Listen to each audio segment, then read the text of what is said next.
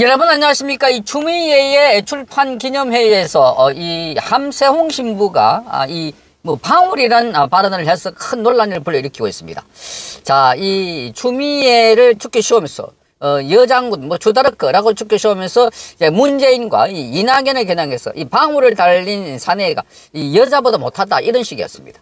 자, 그러니까 이 신부라는 자가 이런 발언을 하는 것도 그렇고, 자, 이렇게 앞에서 최강욱이가 암컷이라는 그런 비판들, 또 윤석열 대통령에 대해서 괴물이라고 주장했던 거, 이런 것들이 막말리 버무려져 나오면서 더불어민주당은 성직자든 일반인이든 정치인이든 온갖 말말을 다 토해내고 있는 그야말로 쓰레기 같은 정당이라는 비판이 쏟아져 나왔습니다. 그런데 이날 추미애 출판 기념에서 이게 이 함세웅의 막말이 가려져 있었는데 가장 심각한 상황은 바로 추미애의 이 소설이라는 겁니다. 자, 추미애가 그 당시에 검수완박 또는 검찰 수사권과 관련해서 이 추윤 갈등을 묘사하면서, 자, 이 상황을, 자, 이 무슨 픽션으로 쓰지 않고 칼럼으로 쓰지 않고 소설을 썼다는 거, 이게 아주 비상한 내용들입니다. 자, 왜 소설을 썼을까?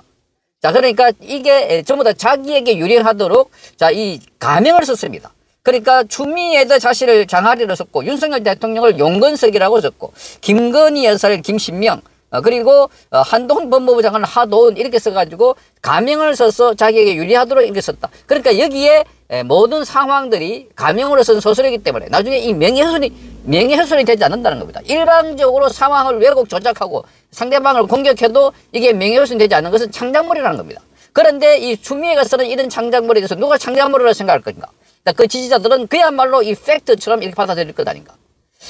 자, 그러니까 추미애가 자신과 관련해서 그 당시에 윤석열 검찰총장과 갈등을 할 때 자신의 지시를 반은 잘라 먹었다. 그러니까 또 이 명을 거역했다. 이러니까 윤석열 대통령은, 자, 이 검찰총장은 법무부 장관의 부하가 아니다. 이렇게 하면서 계속해서 정권 비리, 지금 유죄를 받고 있는 이 울산 선거 개입 같은 이런 사건에서 수사를 하니까 수사를 못하도록 막았던 것이었습니다.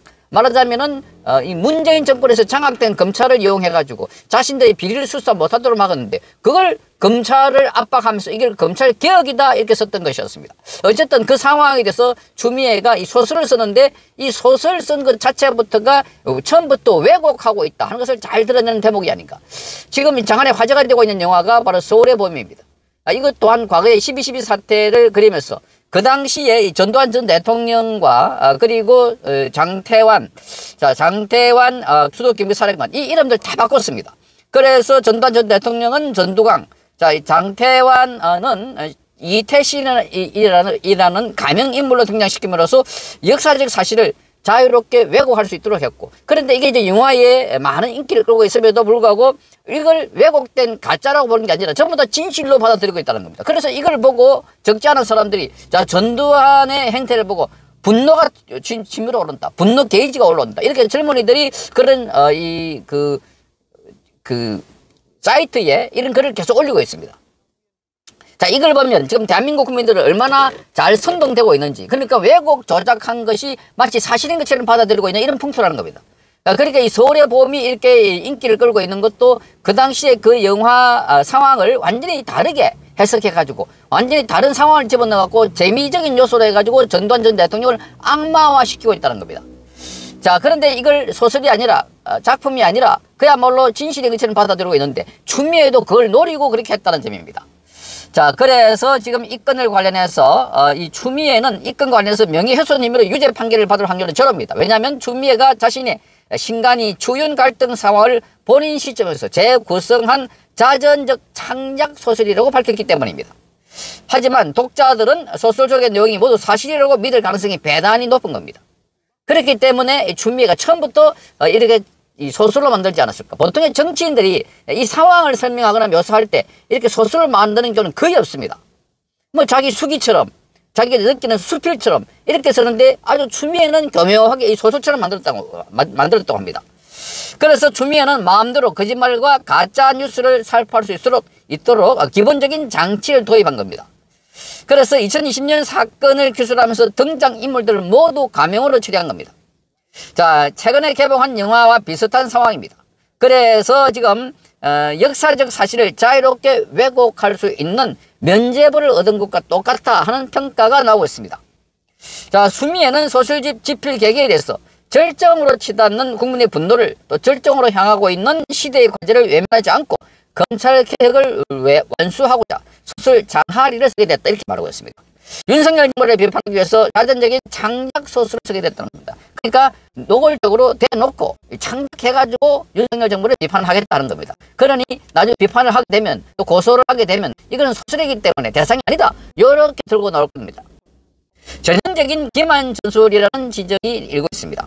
현실 정치를 비판하려면 논픽션이라 사회과학 서적을 저술하는 게 상식입니다. 그래야 국민과 독자들이 사실에 입각해서 정의와 부정의를 정확하게 구별할 수 있는 것입니다. 하지만 사실과 거짓이 뒤섞이는 소식을 통해서 윤석열 정부를 비난하는데 집중한다면 그 책은 가짜 뉴스 엉터리로 변질될 수밖에 없다는 겁니다. 독자들은 허구가 아니라 뉴스로 받아들일 가능성이 매우 높은 겁니다. 자, 이게 지금 이 좌파들이 그동안 쓴 수법입니다. 고요하게 사실을 뒤집어가지고 이거 진실이 것처럼. 자, 이래 만들어 놓으니까 지금처럼 호크시마 오염 처리수 이것도 해수다 이렇게 마구 선전선동했던 게 바로 이재명이고 더불어민주당이었습니다. 그러니까 지금까지 나와 있던 이 모든 상황들 보면은 얼마나 가짜뉴스를 많이 이용해가지고 사실을 왜곡 조작했는가. 그게 전담으로 해왔던 게 그동안 KBS와 MBC와 같은 민노총사나 언론 노조가 장악했던 공영방송이라는 겁니다. 자, 결국 추미애는 사실만으로는 윤석열 정부를 공격하는데 한계가 있기 때문에 그래서 그 사실 가지고 공격할 수 없기 때문에 그 대부분 다 윤석열 정부가 정의롭게 뭐 이렇게 정권 비리 수사를 하는데 그걸 이제 왜곡 조작하려니까 거기에 법적 리스크가 너무 따르니까 그래서 좀 소설로 쓴 것 아닐까 하는 의혹입니다. 자, 그래서 소설의 틀을 차용한 가짜 뉴스를 활용해서 자신의 정치적 목적을 달성할 것으로 이렇게 추정되고 있습니다. 자, 추미애는 지난달 30일 출판 기념회에서 이렇게 말했습니다. 독자들은 현실인가 또 드라마인가 영화인가 하실 것이다 이렇게 말했습니다. 장하리는 소설이다 이렇게 말했습니다. 그러니까 본인이 말하는 것은 완전히 소설이다 지어낸 거다 이렇게 말하고 있습니다. 독자들은 현실처럼 받아들일 수 있지만 분명히 소설이기 때문에 윤석열 대통령 등에 대한 거짓 주장을 담아도 법적 책임을 질 필요가 없다 이렇게 주장하고 있는 것처럼 보입니다. 자, 민주당 인사들은 아예 추미애의 소설을 윤석열 대통령과 정부를 공격하는 수단으로 삼겠다 이렇게 전명하는 대담함까지 보이고 있습니다. 김용민은 출판 기념회에서 이렇게 말합니다. 이 책을 소설로 써주셔서 감사하다. 우리가 현직 대통령은 함부로 욕하기 어렵지 않느냐. 그런데 소설 주인공 용건석은 이 나쁜 XX 마음껏 욕해도 된다 이렇게 말했습니다. 용건석은 바로 윤석열 대통령을 말합니다. 그러니까 아예 드러내놓고 완전히 욕해도 되고 조작해도 되고 자, 이걸 그대로 드러내고 있다는 겁니다. 자, 지구상의 어느 나라의 정치인들도 허구인 소설을 핑계로 대통령과 정부를 흔들겠다고 나선 경우가 없다는 겁니다. 대한민국의 민주당 정치인들만 그런 대담한 대국민 사기극을 부리고 있다 하는 지적입니다.